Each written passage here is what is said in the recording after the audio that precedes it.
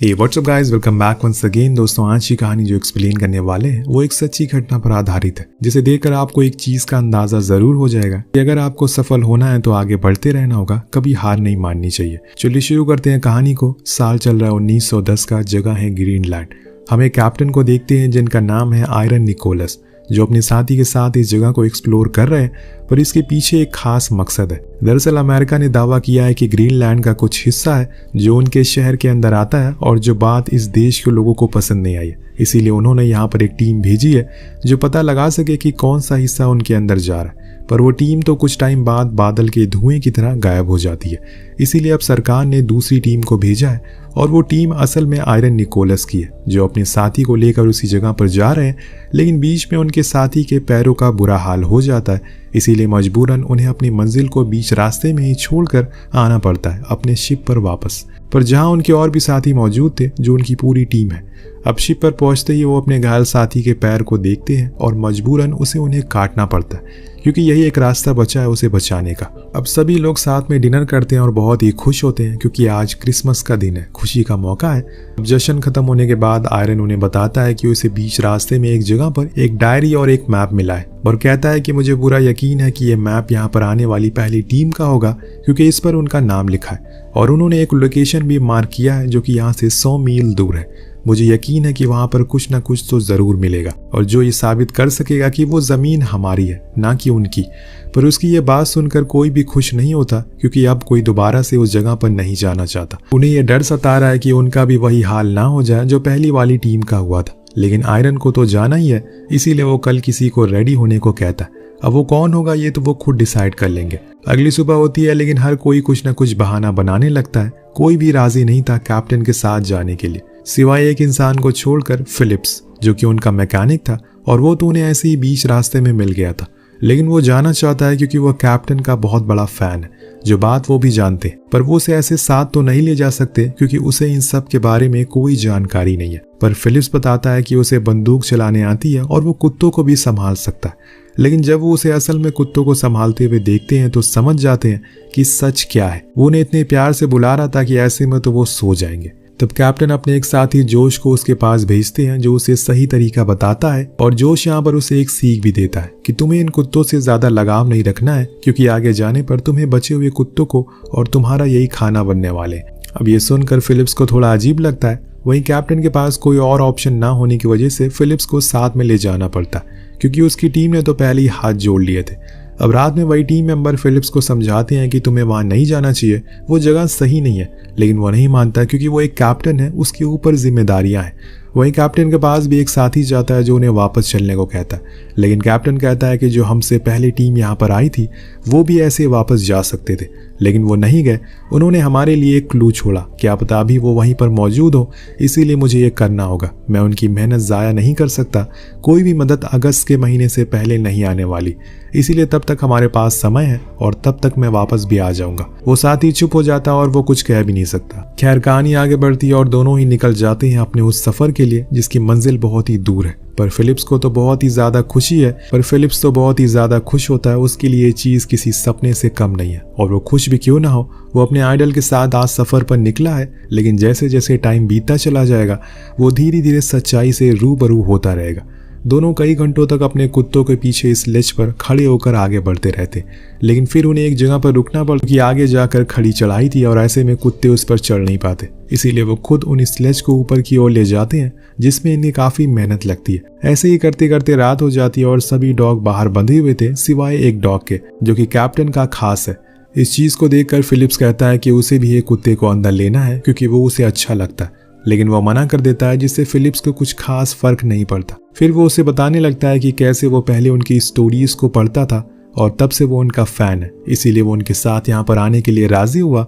इसके बाद हम उसके हाथ में एक पेपर को देखते हैं, जिससे ये पता चलता है कि यहाँ पर आने वाली पहली टीम के पास एक कार भी थी, पर यहाँ पर कार का कोई काम नहीं है, क्योंकि वो ज्यादा दिन चल नहीं सकती। अब कहानी और आगे बढ़ती है।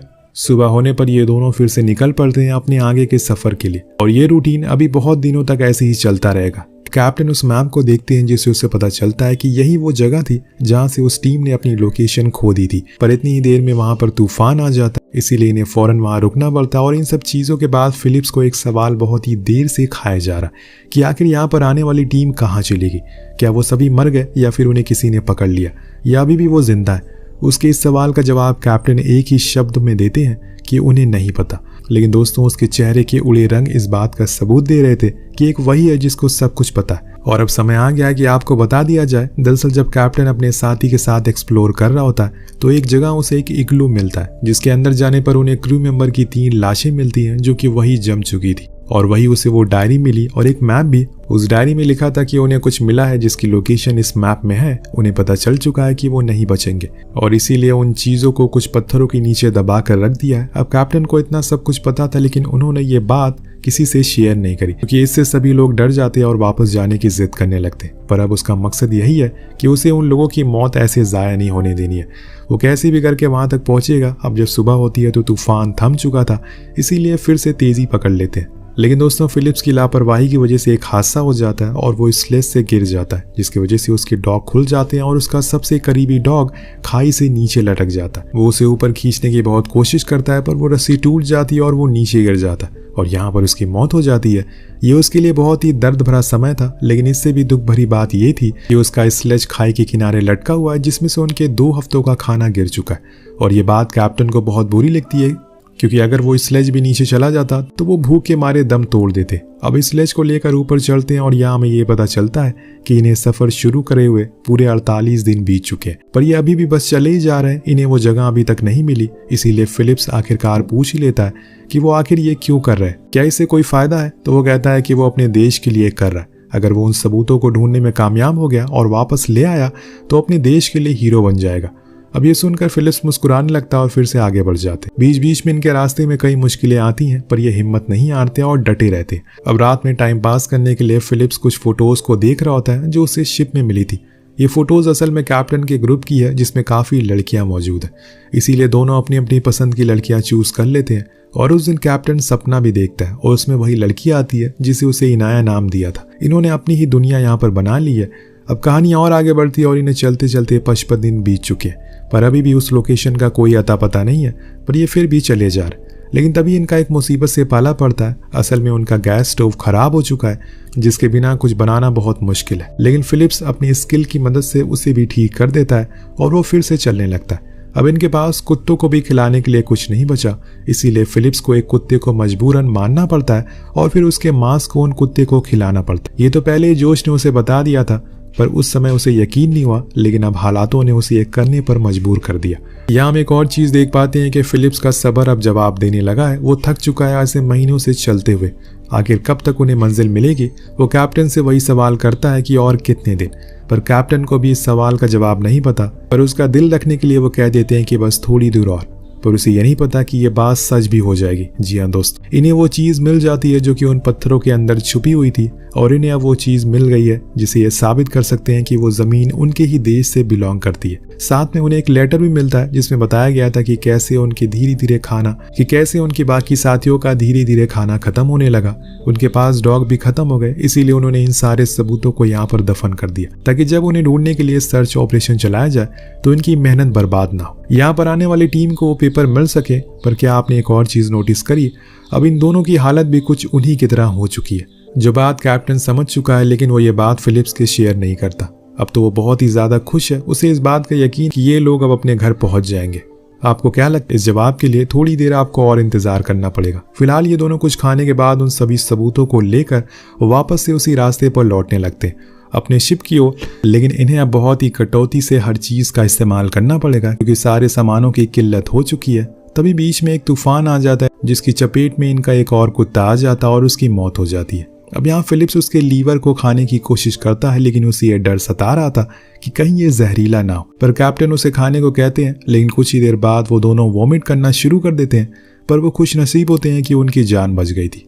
लेकिन अब बस 3 ही डॉग बचे हुए हैं और इनके पास वो भी कब मर जाएंगे इन्हें कोई भरोसा नहीं है। अब आपको अंदाजा नहीं हुआ कि ये दोनों पिछले 90 दिनों से बस चले ही जा रहे हैं सिर्फ अपने देश के लिए। इससे बड़ा क्या सबूत हो सकता है देशभक्ति प्रूफ करने का। अब दूर चलने के बाद ये आराम करने के लिए एक जगह पर रुक जाते हैं, पर तभी फिलिप्स को किसी की आहट सुनाई देती है। वो बंदूक लेकर थोड़ी दूर पर जाता है। वहां उसकी नजर एक सील पर पड़ती है जो उनके खाने का अच्छा इंतजाम हो सकता है, इसीलिए वो उसे मारने के लिए एक बढ़िया सा स्पॉट चुन लेता है। पर उसके शूट करने से पहले एक गोली चल चुकी थी जिसकी आवाज कैप्टन के पास आई थी। वो फौरन वहां जाता है और जब वो देखता है तो उसकी आंखें खुली की खुली रह जाती है। वहां पर असल में एक पोलर बियर था जो कैप्टन के ऊपर चढ़ना शुरू कर देता है और उसने उनके बचे हुए सारे कुत्तों को भी मार दिया। ये सब देखकर फिलिप्स उसके पास लगातार गोलियां चलाने लगता है जिससे कि वो मर जाता, लेकिन वो कैप्टन को लेकर उस स्नो लेक में गिर चुका था। अब वो उनके पीछे पीछे वो स्लेज भी जाने लगता है। फिलिप्स भागते हुए जाकर पहले तो उस स्लेज को बचाता है और फिर कैप्टन को मौत के मुंह से बाहर निकालता है। वो बहुत ही भयंकर तरीके से कांप रहे थे, इसीलिए वो उसे अंदर टेंट में लेकर आता और आराम करने को कहता है। उनका आखिरी डॉग की भी हालत अब कुछ ठीक नहीं है और जब अगली सुबह होती है तो वो भी अब जा चुका है, जिससे फिलिप्स को बहुत बुरा लगता है। जब वो बाहर जाता है तो देखता है कि वहां पर कैप्टन ने सभी स्लेज को जला दिया और उसमें वो खुद के गीले कपड़ों को सुखा रहे। अब कुत्ते तो रहे नहीं तो वो स्लेज का क्या काम है। इन्हें अब पूरे आगे का सफर खुद के कदमों से तय करना होगा जो कि बहुत मुश्किल होने वाला है। कुछ दिन और चलने के बाद कैप्टन की हिम्मत जवाब दे देती है, इसीलिए वो एक पत्थर की केव बनाते और उसमें उन पेपर्स को रख देते हैं, यानी कि वो साइकिल फिर से वैसे ही चलेगी जैसे सेम पहली वाली टीम ने किया था। अब इनके पास ना तो खाना है और ना ही कोई डॉग है। अब तो हिम्मत ने भी जवाब दे दिया है, लेकिन कुछ ही दिन बाद इन्हें सारा दुख खुशी में बदल जाता है क्योंकि इनके सामने था इनका शिप जिसके अंदर इनकी पूरी टीम होने की उम्मीद होगी। पर जब ये करीब जाते हैं तो देखते हैं कि वहां पर 2 टेंट्स बने हुए जो कि उसी शिप को तोड़कर बनाए गए थे और उस जगह पर कोई भी नहीं था क्योंकि वो लोग वहां से कब का जा चुके थे। ये देखकर इन्हें बहुत ही ज्यादा गुस्सा आता है कि आप भी अंदाजा लगा सकते हैं कि जब 5 महीने चलकर किसी चीज को ढूंढे और फिर वो चीज मिल भी जाती है, लेकिन जब उसे लेकर वापस आते हैं तो घर में ताला लगाओ। सेम यही हाल इनके साथ हुआ था, लेकिन एक खुशी की बात थी कि उन टेंट्स में इनके लिए खाना छोड़ दिया गया था जो तकरीबन 1 साल तक तो चल सकता है। उन्हें शायद ये लगा होगा कि वो मर चुके हैं क्योंकि कोई 5 महीने ऐसी जगह पर कैसे खुद को जिंदा रख सकता है, पर ये जिंदा है और अब इन्हें हर दिन इसी इंतजार में गुजारना होगा कि कोई तो इन्हें ढूंढते ढूंढते यहाँ तक जरूर आएगा। वहीं दूसरी ओर हम कुछ ऑफिशियल को देखते हैं जो कैप्टन के वापस गए साथियों से पूछते हैं कि वो दोनों वहां पर अकेले छोड़कर उन्हें क्यों आ गए। उन साथियों का कहना था कि उन्होंने उनका बहुत इंतजार किया, लेकिन अब समुद्र जमने लगा, इसीलिए खुद की जान बचाने के लिए हमें रेस्क्यू शिप को वहां पर बुलाना पड़ा। लेकिन हम चाहते हैं कि आप लोग एक और सर्च ऑपरेशन करें ताकि वो वापस आ सके, लेकिन वो सभी मना कर देते हैं क्योंकि अब वो और पैसे खर्च नहीं कर सकते, भले ही अपने देश के लिए वहां पर कोई अपनी जान दे रहा हो। अब 242 दिन बीत गए थे पर अभी भी सब कुछ वैसा ही है, सिवाय इन लोगों की दिमागी हालत में। कैप्टन अब बहकी बहकी बातें करना शुरू कर देता है, वहीं फिलिप्स भी अब खोया खोया रहता है। एक दिन हम देखते हैं कि इनके छुपाए हुए पेपर्स को पोलर बियर इधर उधर फेंकने लगते हैं। वो सभी इधर उधर बिखर गए थे, पर तभी कैप्टन की आंख खुल जाती है और ये बस एक सपना था पर हकीकत न बन जाए, इसीलिए कैप्टन कहते हैं कि वो वहां जाकर उन सभी पेपर्स को वापस लेकर आएगा। अगली सुबह वो निकलने के लिए रेडी हो जाते हैं, पर जाने से पहले फिलिप्स कहता है कि हमें एक नोट छोड़ देना चाहिए कि हम किस लोकेशन पर गए हैं, लेकिन कैप्टन कहता है कि अगस्त से पहले कोई भी मदद के लिए नहीं आने वाला और तब तक हम वापस आ जाएंगे। पर यही उसकी सबसे बड़ी गलती होती है या फिर सबसे बड़ी बेवकूफ़ी। खैर ये फिर से एक लंबे सफर करके पहुंच जाते हैं, उन सभी पेपर्स को अपने पास रख लेते हैं और वापस आते टाइम इन्हें पहले वाली टीम की कार भी मिलती है। अब यहाँ हमें बताया जाता है कि पूरे 7 महीने बीत चुके हैं। अब जब ये वापस आते हैं तो इनके साथ एक बार फिर से मोए मोए हो जाता है। ये देखते हैं कि टेंट का दरवाजा खुला है। अब जब ये अंदर जाते हैं तो इनकी एक नोट मिलता है जिसमें लिखा था कि हम आए थे, यानी कि इनकी रेस्क्यू वाले इन्हें ढूंढते हुए यहाँ तक आए थे, लेकिन कैप्टन की एक बेवकूफ़ी की वजह से इन्होंने ये मौका अपने हाथ से गवा दिया। अगर वो जाने से पहले फिलिप्स की बात मान लेते तो शायद आज ये घर पर होते।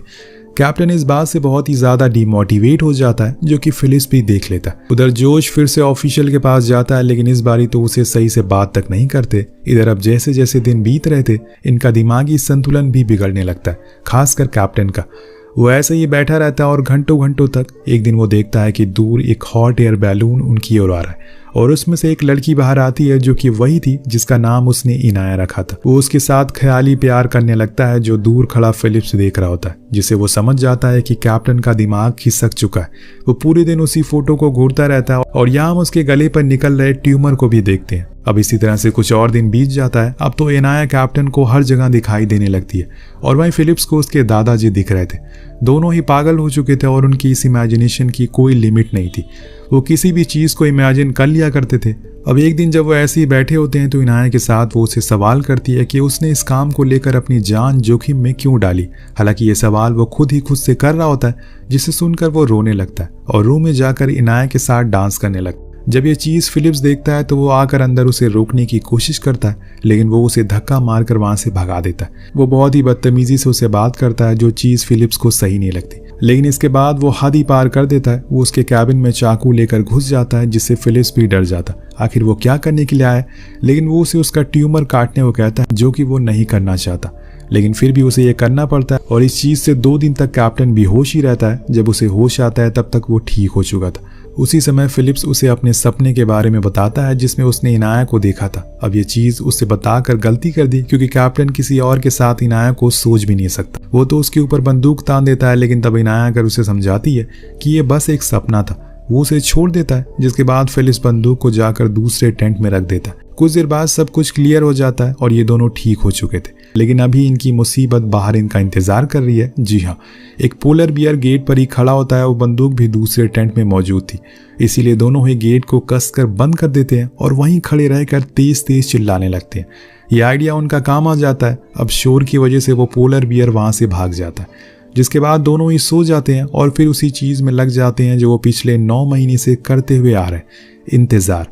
पर वो कहते हैं ना कि दोस्तों, किसी चीज को दिल से चाहो तो उसे मिलाने की साजिश में पूरी कायनात लग जाती है।